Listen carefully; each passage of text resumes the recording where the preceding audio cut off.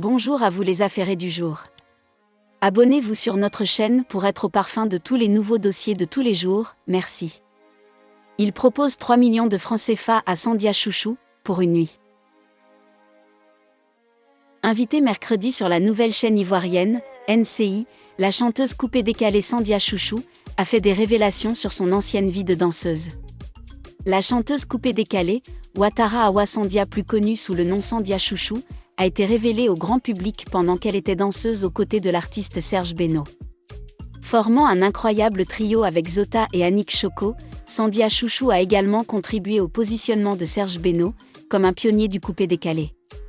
Cependant, l'ancienne danseuse a fait savoir qu'elle n'était pas du tout satisfaite de sa rémunération.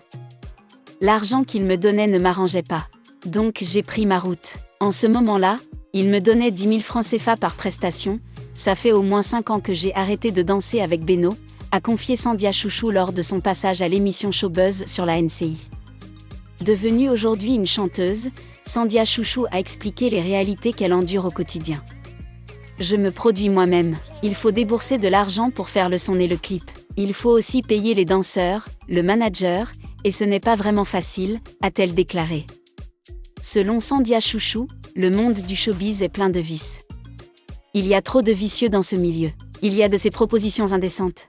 Il y a des gens qui veulent forcément te voir nu. Il y a un gars bien connu qui m'a contacté en inbox sur ma page officielle. Il me dit qu'il me veut pour une nuit et en échange, il va me remettre 3 millions de francs CFA. Je lui ai dit que je ne suis pas une prostituée, donc je l'ai bloqué, a déploré Sandia Chouchou. Affaire Olomide Azalfo, le général Makosso prend position. L'affaire Olomide Azalfo n'a pas encore fini de faire des vagues.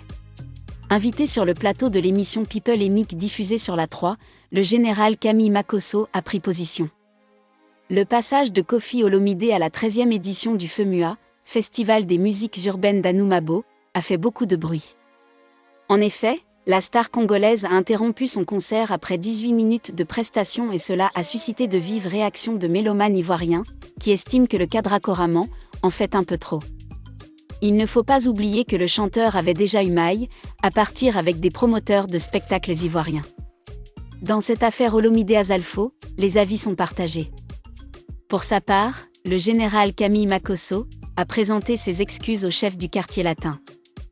Il a donné son point de vue devant les caméras de la chaîne de télévision People & Mick. Tout ce qu'on peut dire, c'est pardon. Koffi Olomide est venu, ils l'ont mis vers 5h, 6h. Azalfo, ce qu'il fait c'est déjà formidable, mais il y a la manière. L'âge qu'il a là, ce n'est plus un vieux qui veille. On le fait passer aux environs de minuit, il fait son show, le vieux va se coucher. C'est ce qu'il faut. Quand quelqu'un vient chez nous, après qu'il y a eu Papa Wemba et que c'est la plus grosse star congolaise, une icône, un monument, et qu'il dit que j'ai été blessé, la moindre des choses, on demande pardon, a dit le frère aîné de Lolo Beauté.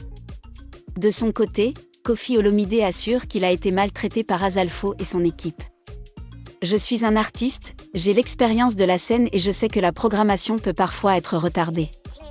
Passer une heure plus tard n'aurait pas entraîné de scandale. Mais ce n'est que vers 23h45, alors que nous étions prêts à faire le show, que l'on est venu nous prévenir que notre passage avait été décalé à 4h du matin, a lâché le chanteur de Rumba dans un droit de réponse adressé à Jeune Afrique.